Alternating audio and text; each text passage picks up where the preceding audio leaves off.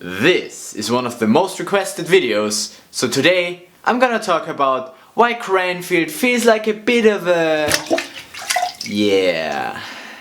Bit of a disclaimer, I'm only talking about the academic part of my course, and of course I can only talk about my course, which is the Computational and Software Techniques in Engineering, and my option is Software Techniques for Technical Computing. It's Software Engineering for Technical Computing. In short, CSTE and STEC. Studying this for over half a year and I still don't know the names by heart. Okay, so what do I think about my course?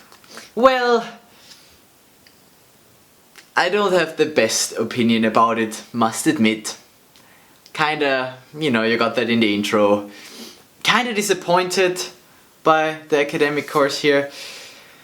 And that has several reasons. First of all, and mainly, I just thought that the level would be higher. Because it is a postgrad university, I thought, yeah, they do cool stuff, yeah! What I did not take into account is that the university is focusing more on, aerospace and transport, and then on management and on other stuff, not on computer science. They just happen to offer a computer science-y course. And it's not even computer science, it's software engineering. And of course, their course is focused on what they need for their other stuff, for their airplanes and shit. So my course heavily focuses on fluid dynamics, a topic that is required to do all the simulations for, wind and stuff, but also a topic that I'm just not interested in at all. And so learning all the computational methods to do that shit, yay! It's just not what I wanted to learn, I mean, I could have, thought about that before I came here, but I was just too lucky with Bristol.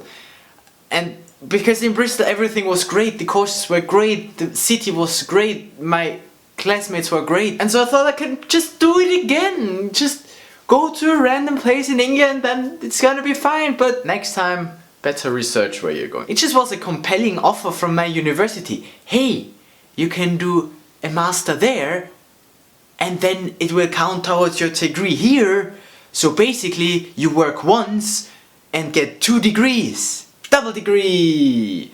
And that, it sounded so nice and I wanted to do it. Not only does the course focus on things that I'm not particularly interested in, it's also very basic. Some of the people who are in my course didn't even know how to program properly. And then of course you can't go into depth anywhere if people don't even know how to program. Let me give you an example. We have a module called Advanced Java. In Advanced Java, I thought we would do Advanced Java, like networking and cryptography and all the interesting things. But what it really was is a basic Java course. So really, the Java basics. You have never programmed with Java before? That's Java. So really, we talked about what I learned in high school. And not even everything I learned in high school. So it's kind of disappointing if you come to a postgrad university and then do the things that you learned in high school. That's kind of... I mean, of course, it's not true for every module that we had.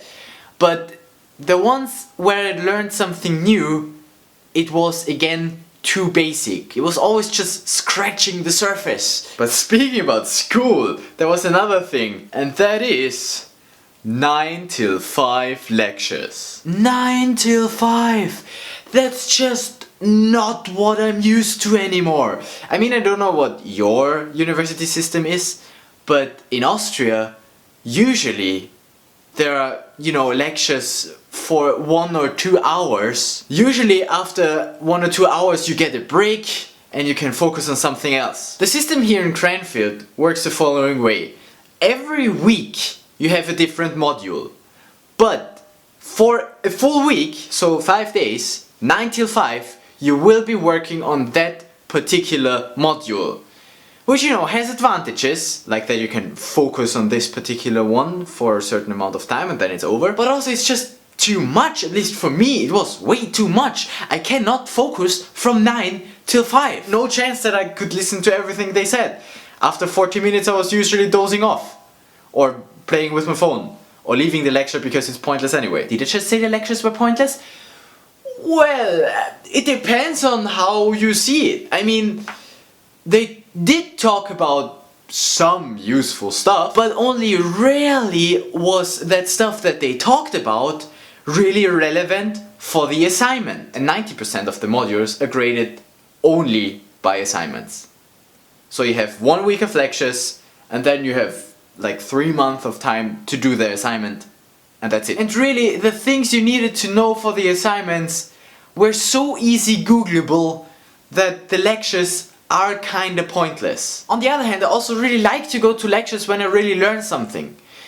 But I did not often have the feeling that that was the case.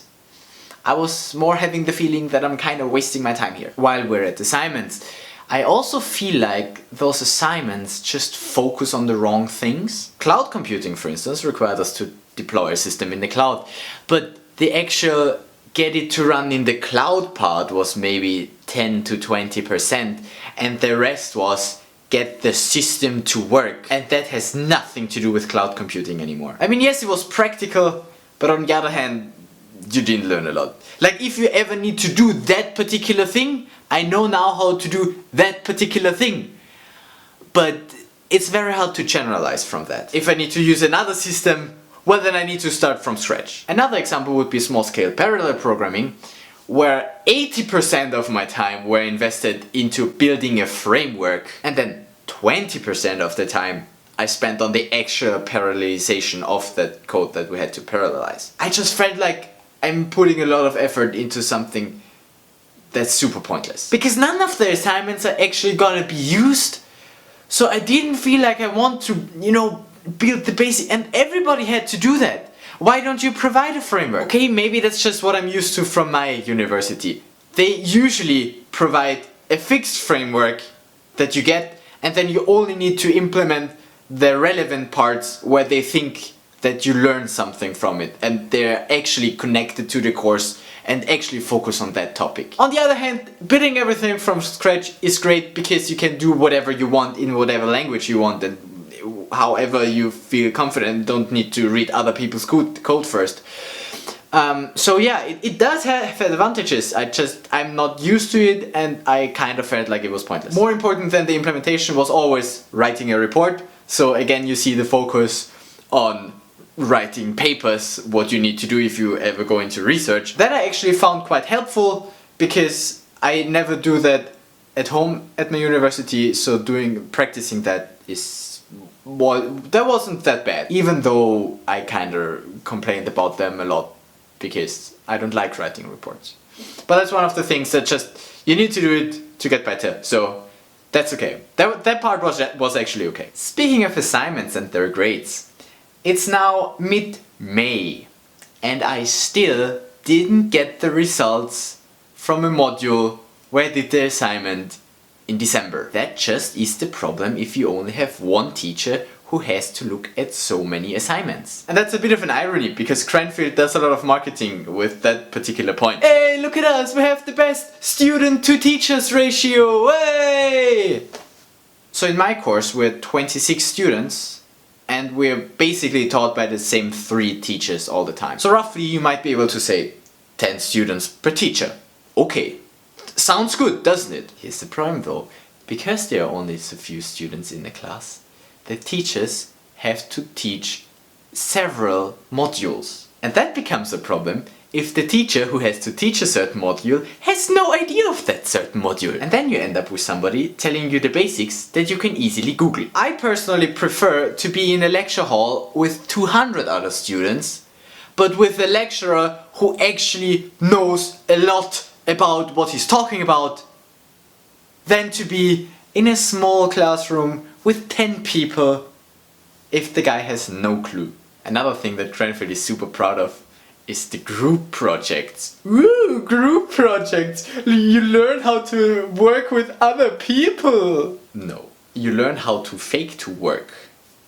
That's what I learned. Well, I already knew that, but I practiced it. Basically, there was a guy who was developing some software, but because he's not a computer scientist, his software kinda sucks.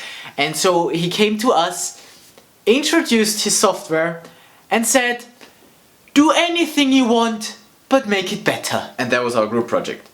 So you're telling me that I need to basically work for you free of charge. I kinda don't want to do that. That's the first thing you will get to do if you're an intern at a software development company. Yeah, you go fix some bugs in that software. Yeah, read through that and see what you can change to make it better. But at least there you're getting paid for it. Here at university, I don't. Quite the opposite. I have to pay £9,000. I didn't pay those £9,000. I got a scholarship, but other people pay £9,000 to, you know, do that. And then you get to do the same shit as if you were an intern. Yeah, so my motivation for that project was super low. And that also reflected in how much I did for that project. But I found a group who were all like-minded people and who all did not want to put a lot of effort into this project. So we more or less, you know, pretended to work when actually we didn't really do a lot. Yeah, that's what I learned in this project. Not how to work with other people, but how to pretend to have worked with other people. Where were we? I don't know. Wasn't me, there's nothing here. Ignore that, please, thank you. I mean, if I'm positive at the group project, then that is really a sign of very low standards of the university. Now I just really hope that my individual project is gonna be interesting. For the individual project you can do basically anything as long as they approve it, but I think they approve almost anything as long as you have, you know, a reason to do it. I didn't suggest anything by myself, I took one of the suggested projects, which is actually supervised by an external from the Open University. That should be better, I suppose. I mean, I've been working on that for almost a month now, and yeah, at least it's interesting to work on it, and I don't feel like it's a waste of my time, because I'm actually working on the state-of-the-art technology and proper stuff. In conclusion, it's not that I didn't learn anything here this year. I did learn stuff, just not the things that I expected to learn. The one module I actually learned most in was the Management for Technology module, simply because there we had a great teacher who made the lectures fun. And now whatever I do, if it's making a video or cooking, I always think, what is the critical path? Don't do the thing with the highest priority first, do the thing that is on the critical path. Like, that was real life relevant for me. All the other stuff is only relevant if I work in that field, and I don't expect myself to work in that field, neither in high performance computing nor in fluid dynamic things. I mean, overall it wasn't that bad, it just wasn't that good either. So yeah, would I do it again? Probably not. Would I recommend this course to anyone?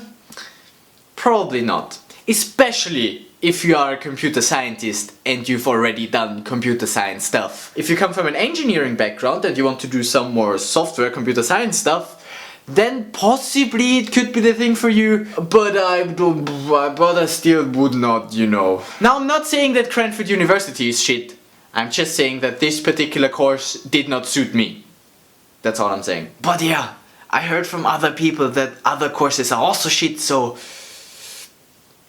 better inform yourself first before coming here. That's something I should have done. But how? I mean, all the people I talked to, they were really happy with their course in Cranfield, but they did some other stuff they did at the School of Management, so maybe that's better there. And the information you found on the Cranfield webpage is super vague, and that's basic. Like, the whole website is one big advertisement, so they of course only talk about the best things and blah. Try to find people like me who tell you that my course is shit. So do I regret coming here to Cranfield?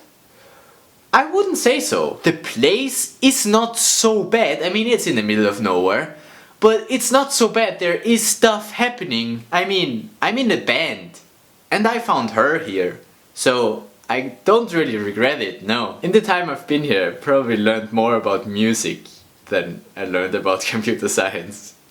It's funny, but it's true. And that is simply because I didn't know a lot about music, and then I went to guitar lessons and chorals, and I booked the music rooms, and as I mentioned, I'm in a band. It was not a waste of time being here, I didn't spend a lot of time working on the university stuff because I was like, that's enough. And as it turns out, it was definitely enough. The little things that I did were enough to get me even good grades. So I hope that what I said makes sense for you, and that if you're thinking about coming to Cranfield University, I could help you make up your mind and make a decision.